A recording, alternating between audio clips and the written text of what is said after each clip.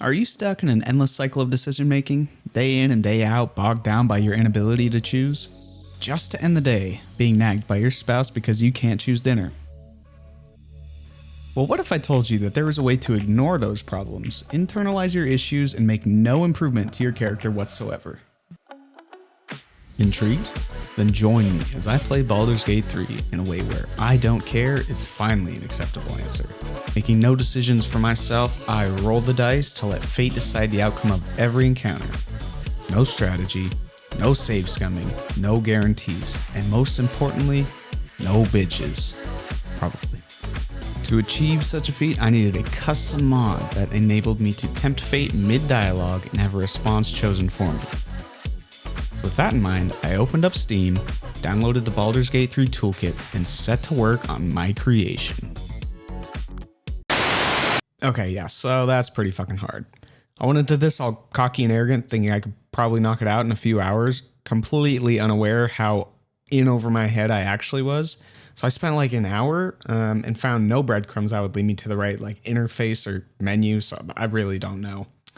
But we could just skip over that, and all you need to know is that I ended up making a small Python script that rolls an ASCII die, which I run in a PowerShell window. That's how I choose my dialogue. So now you know, let's get started.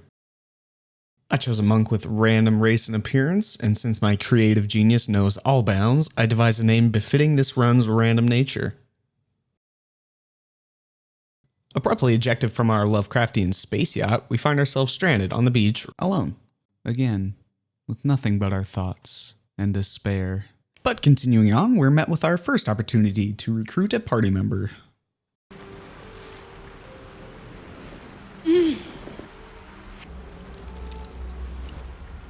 Well shit, we're not off to a good start, man. Wait! Charging off by yourself sounds like a fine way to get killed.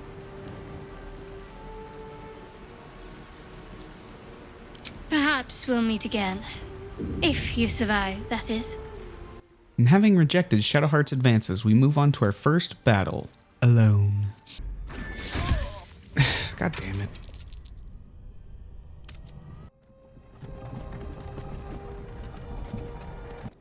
Round 2, motherfuckers. Hey, alright. The next two companions, Astarion and Gale, were also duds. What's going on with that roof? A hand? Anyone? No! I can't make it out by myself! I'll perish in here! I'll perish.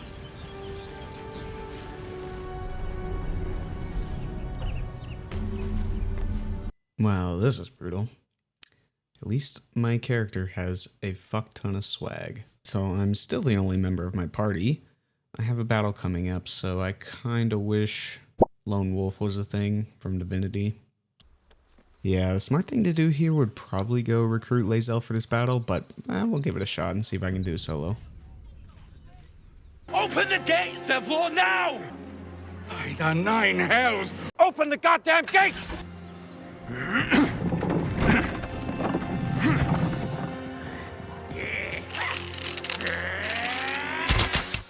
Close the goddamn gate!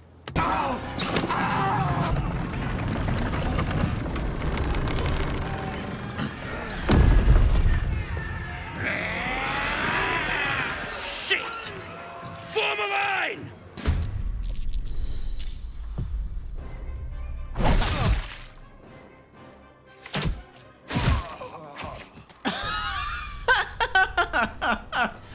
Oh, what? I barely started.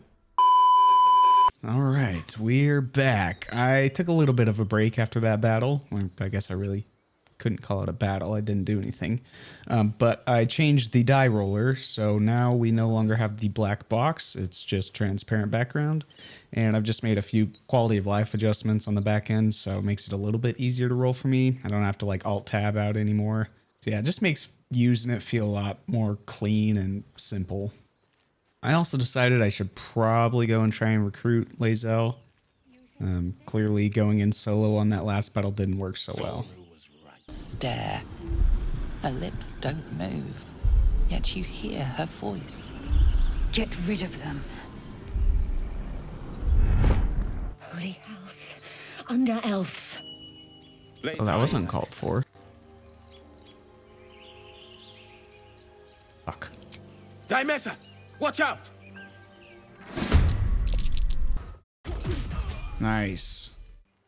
I'll save you, my lady.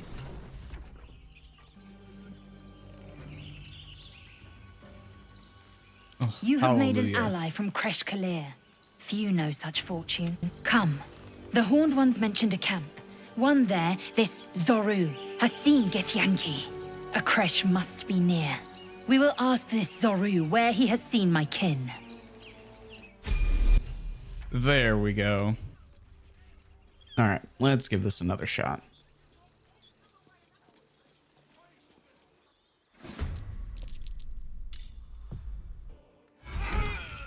This game's just too easy, man. Inside! All of you! More may follow!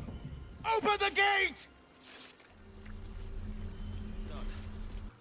There are children here, you fool! We was running for our lives. The human's eye twitches. He's about to blow.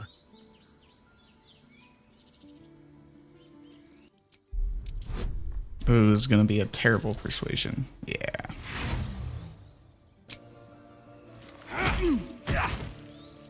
Should have done that a long time ago. Arrogant prick had it out for me from day one. No one leaves my people out cold. A cheap shot. I should have expected that. What I didn't expect was help out there from a drow. Thank you. Man, why's everyone got beef with I'm drows? Zevlor. I meant no insult. It's simply that yours are a people at war with themselves. I've never known them to care for outsiders. We now head off to try and recruit the Valiant Will, Blade of Frontiers. Give me a best shot.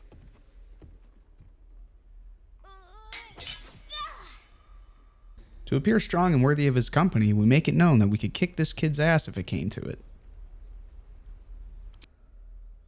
Impressed at such a display of strength, he decided to join us. Hey. Now let's move. Keep your blades up! Wait, is that Shadowheart? It is, and despite our best efforts, Before fate we will go, not let us continue without her. I wanted to thank you. But not before... My blood is the least part of me, drow. Damn, alright, hell yeah. We actually have a full party now. Which does make me wonder, though, like, how difficult romancing will be. Like, it's basically gonna be impossible. I'm just gonna be that kid in middle school who has, like, a list of girls he wants to ask out, and is just playing the numbers game, hoping one will say yes. And continuing on, we talk our way past a bear and enter the sanctuary, where Rando's character development takes a big stride away from talking shit to children and on to saving a kid from being murdered by the assistant manager's pet snake while her boss is away on business being tortured by goblins. I'm sorry. Fair words. Though surprisingly, she was the only person so far to tolerate a drow. A deep elf. In our grove, on this day. A sign. Or rather, a gift. Please don't be 5. Dude, there is no way we want to attack the one Keep person that is cool talking. with drows. Nothing to be gained in picking a fight with a fanatic. Well, thankfully, Larian Studios was quite generous in Act 1 and provides ample opportunity to reverse your fuck-ups before they become permanent. But I have a feeling this won't continue for much longer. Alright, Have thanks, you finished Shadowheart. your chatter? Then you will give me your ear. No.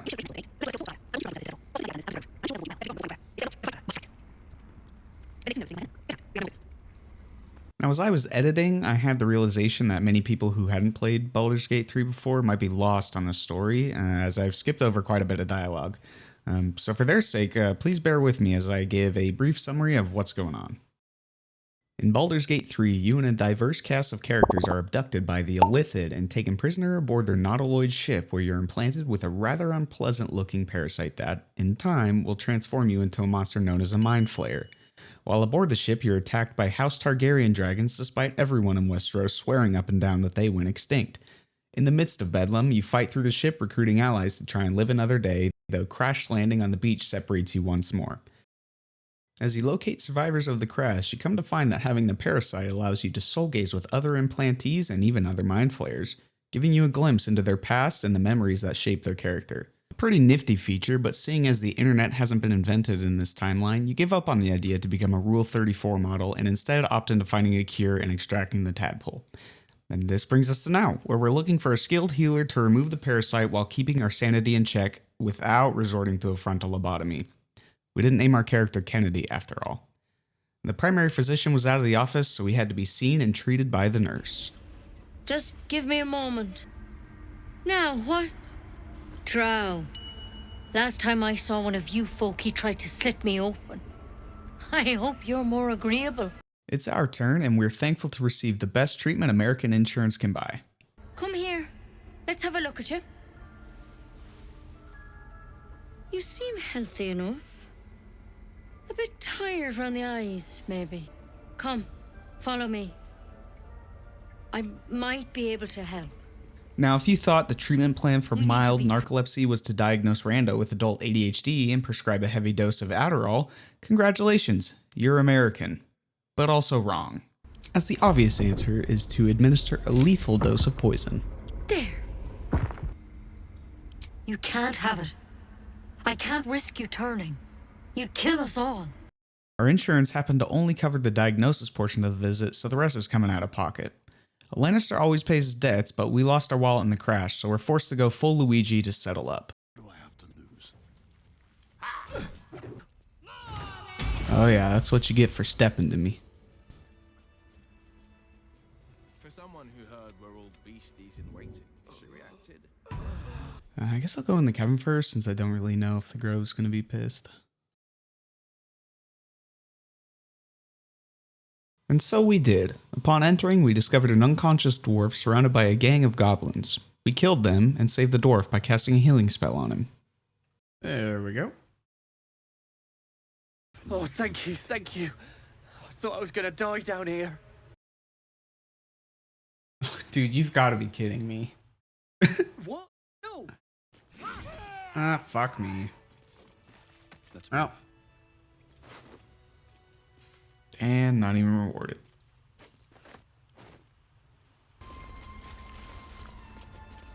Yeah, so it turns out no one's pissed, which makes sense. They didn't really see me kill her, so. You did well to speak up for the girl. That snake is fickle. Our current goal is to find Master Halsin in the Goblin Camp, but before leaving the Grove, we have a little more exploring to do. Hello there. The Grove's prison chamber contains a captured goblin and a tiefling poised to kill said goblin for the murder of her brother. Rando, having the inability to choose sides or develop a moral compass, decides that killing the unarmed and defenseless crosses the line. Aw, man. You, move! This, of course, led to fighting. You want to die for this stupid goblin? Fine. Now, there are a few key mechanics pertaining to hostility and combat that I wanted to highlight here. The first is the temporarily hostile condition. Normally, if you encounter a hostile enemy, they won't stop attacking until you're dead or they're dead. If you fight an NPC who is temporarily hostile, though, you're able to knock them unconscious, and when they come to, they'll be a little pissy, but ultimately won't be aggressive or try to kill you.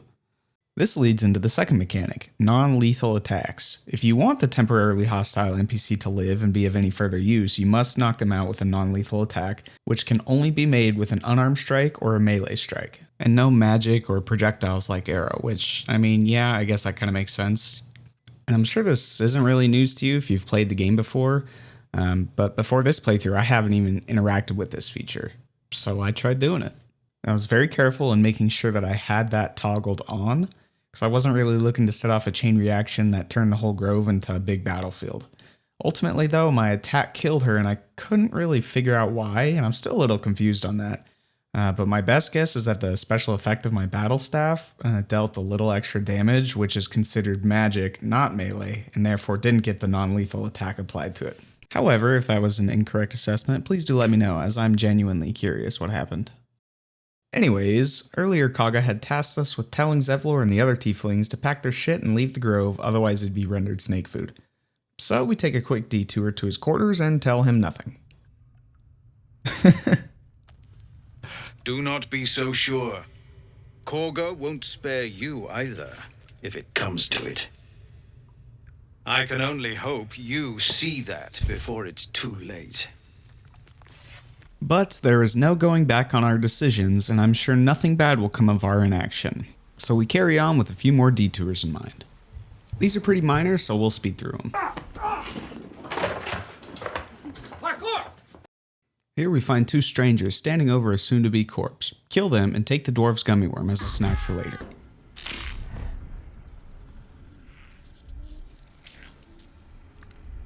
I'm collecting all of the tadpoles. Head to some old ruins, get attacked by a merry band of thieves, kill them, find some buried treasure, it's shit, and stumble upon a trapdoor I didn't know existed. 20, Jesus. Oh, perfect. And it turns out this just leads into the crypt where you find withers. Using a little known tactic called metagaming, I preemptively loot this, and this, and that, and this.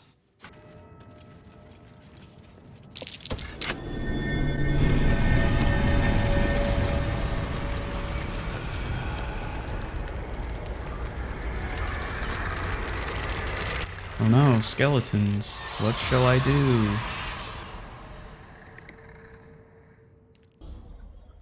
Man, what an absolute stroke of luck.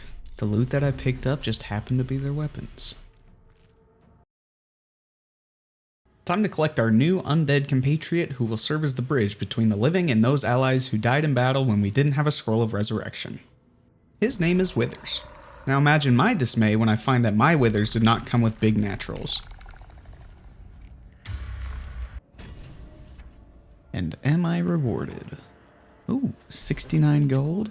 Nice. I wonder what it's worth. Yeah, so after this, I just decided I wanted to head off to the goblin camp and work on the side stuff later.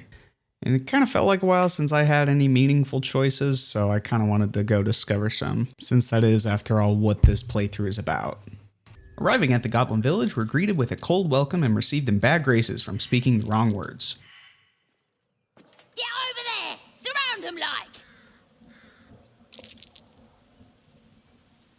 The fight went about as you'd expect, so instead of watching the battle play out, enjoy some never-before-seen footage of Shadowheart landing a guiding bolt.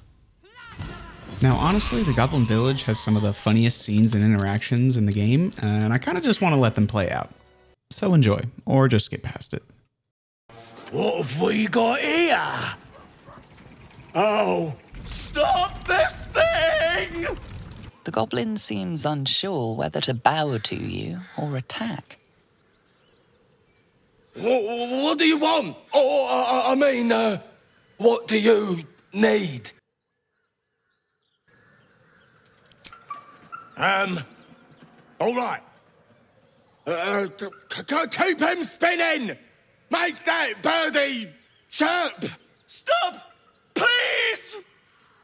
Not that I'm complaining, but you are blessed, aren't you? Pardon, sir. Didn't mean to doubt you. I know my place. Well, that's that. We'll be on our way. Do as you like with the pipsqueak. All right, come on, you lot. Hop it before he changes his mind.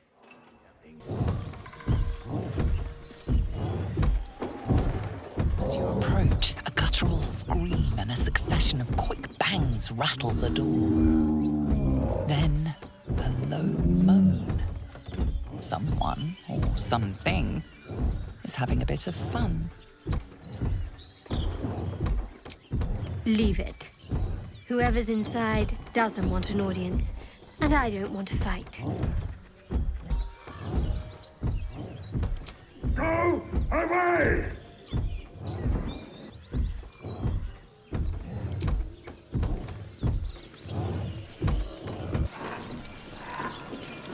A feast fit for an ogre. You notice a peculiar dagger protruding from the tough, leathery meat.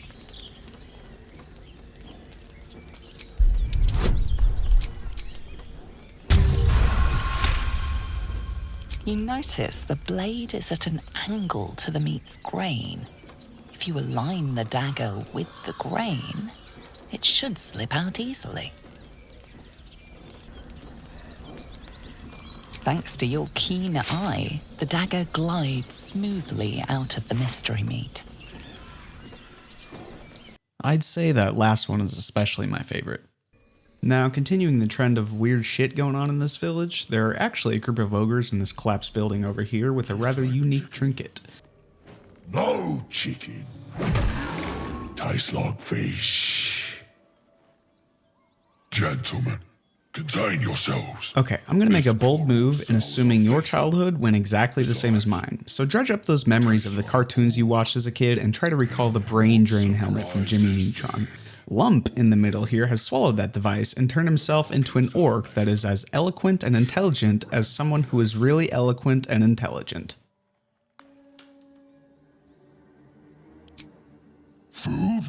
Food? Food.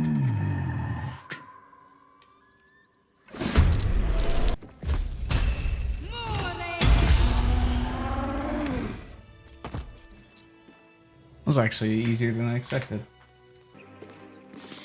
And now I am become Sheen, the destroyer of worlds. And now it is time for the main event. Will we make it to Minthara unscathed, or will we lay waste to the goblin army? Can we save Master Halsin? Let's find out.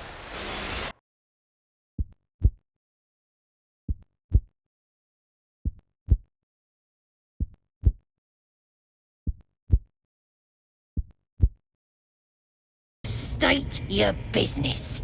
Now.